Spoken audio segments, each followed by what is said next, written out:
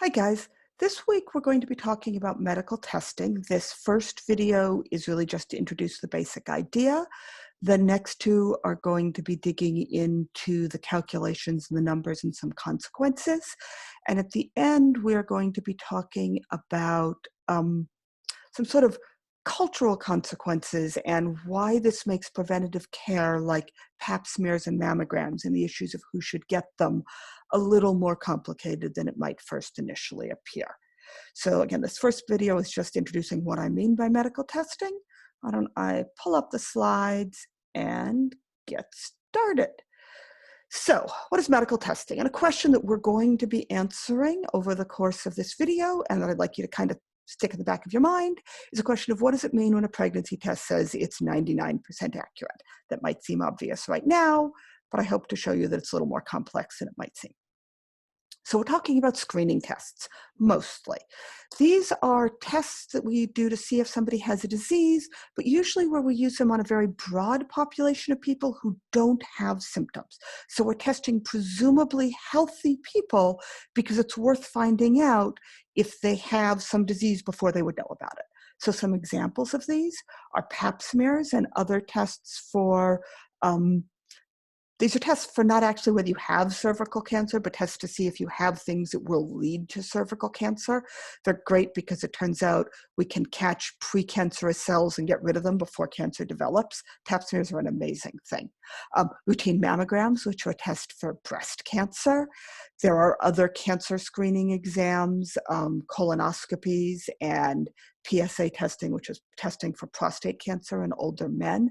Again, these are all tests which are done on people who are presumably healthy, based basically just on their age and gender, in order to try to catch cancer before people would have any symptoms of it, and hopefully then deal with it. Sexually transmitted infection testing, testing for things like herpes and syphilis and HIV, again, which many people do routinely without showing symptoms, but to know what's going on. Tuberculosis tests, sometimes those have been required to live in dorms or to work at a college. I know I had to get them when I first started working in a college. There's various tests for fetal diseases during pregnancy. There's this blood work you can do to see if your fetus is at an increased risk for Down syndrome and other chromosomal abnormalities. So these are all examples of screening tests. This idea can be useful outside of just the medical realm. For example, a fire alarm is a great example of a screening test. It's something, or a smoke detector that's just kind of sitting there. It's silently always testing to see if there's a fire, and it goes off if it thinks there is one. And I'd like you to think about other examples of non-medical or medical, I suppose, if you can think of them, screening tests. Think about it for a moment and give me a few examples on the form. Okay, here's some examples that I like to think about. There's a fire alarm, which we already mentioned. There's drug testing athletes for steroids and other prohibited drugs. There's the medical detectors and tests for explosives that you do at airports, and actually medical detectors in general. There's your annual car emission testing, when you have to take your car to a testing station and they test it to see if it's polluting, essentially. So these are all examples of tests that we do to a broad population because we want to catch things early, or catch things that might otherwise go missed entirely, like the athlete drug testing. These ideas also apply in some cases where testing people, even if we do think there is some chance of the outcome, like a pregnancy test. And I will later be making an optional video where I'll talk about applications of this at the moment to various COVID-related tests. So let's talk about the fire alarm. If we wanted to measure the accuracy of a fire alarm, we'd first have to think, what do we want to measure? What are the ways that a fire alarm could be wrong? So just think very briefly about this and put your thoughts in the Google Doc. Okay, how can a screening test be wrong? How can a fire alarm get it wrong? There's two very different ways, and we need to consider them separately. The first, and probably the one you're more familiar with, is a false positive, a false alarm. That's a case where the alarm goes off, your smoke detector makes a lot of noise, even though there's not a fire. Those are stressful, they're annoying, but long-term, they're not really a big deal. But the other way a test can get it wrong is if there's a false negative. If the alarm does not go off, even though there is a fire. These long-term are obviously a much worse idea. You're happily living your life, and actually there's a burning fire. Actually, there's cancer. So we have to think about these two different ways a test can be wrong separately. And if we want to talk about a test accuracy, we need to describe it with two separate numbers. Among people who have the disease or the condition that we're looking at, we need to describe the true positive rate. That's the percentage of people with the disease who test positive. The chance that your fire alarm will catch a real fire. An alternative way of describing that would be the false negative rate. That's the percentage of people who have the disease who test negative. It's very simple. It's 1 minus the true positive rate. It's your chance of missing a real fire. So we need that number. And then separately, we need a number to describe what happens to people who don't have the disease. In this population, we would need to be able to look at the true negative rate, the percentage of people who test negative who don't have the disease. That's a chance that your fire alarm is silent when there's nothing wrong, which hopefully it is almost all the time.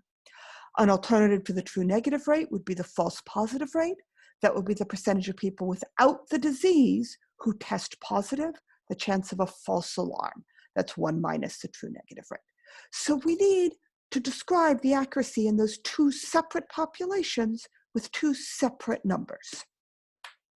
So, oops, let's look at a pregnancy test. A pregnancy test says it's over 99% accurate.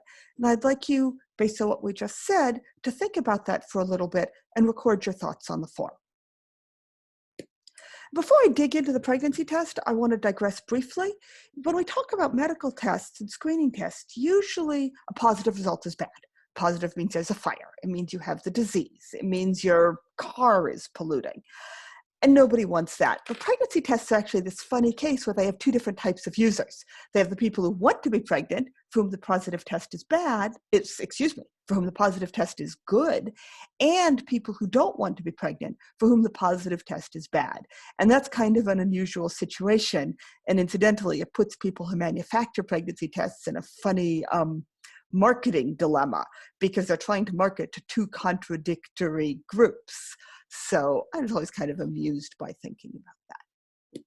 Okay, so back to where we were. If we're looking at pregnancy tests, there's two different measures of its accuracy, if we've said.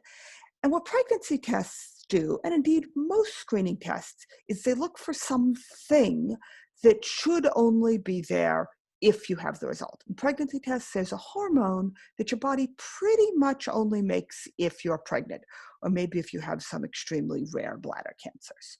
So if you're not pregnant, you're almost certainly not producing it. So if you're not pregnant, there's like an over 99% chance of a negative result. That would be the true negative rate. The only way you're going to get a positive if you're not pregnant is basically some mistake on the part of the test or the user. So if you're not pregnant, you're almost guaranteed to get a negative. If you are pregnant, well, the test is looking for this hormone, but early in pregnancy, you have the hormone at a very low level, and the hormone has to exist, or whatever the test is looking for, at a sufficiently high threshold level for it to register it.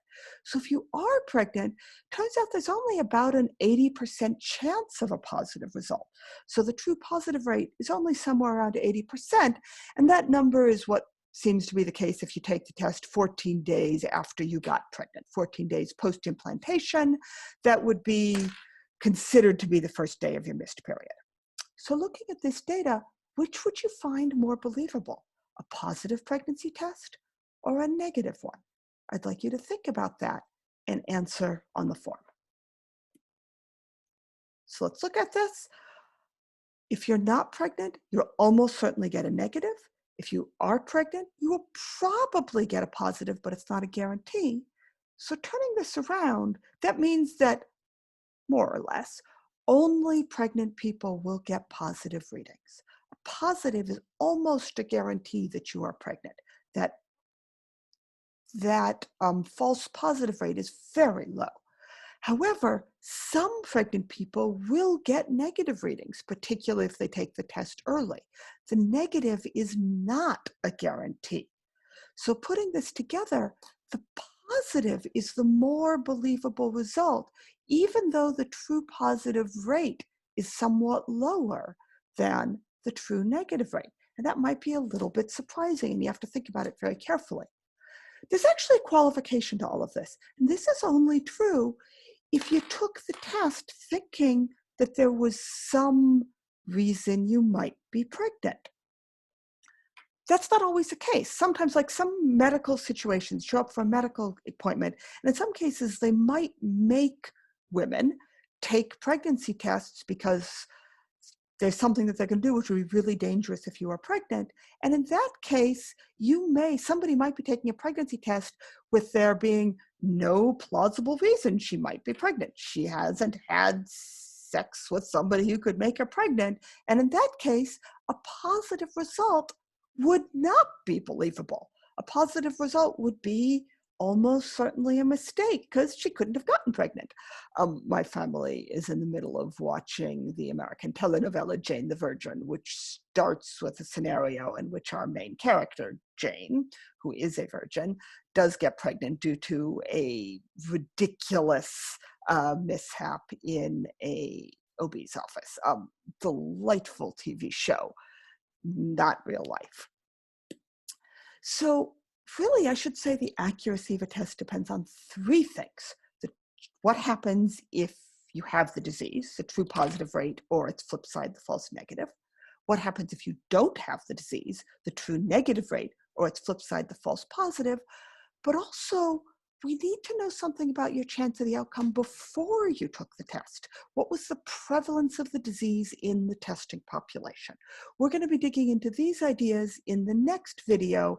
I'm just going to leave you with one last story, which is that when I was in college, there was a dorm whose fire alarm went off every single time it rained. And that is an example of a case where the prevalence of fires was even lower than it usually would be. And we certainly didn't believe that fire alarm at all. Okay, thank you. We'll pick this up on the next slide, next video.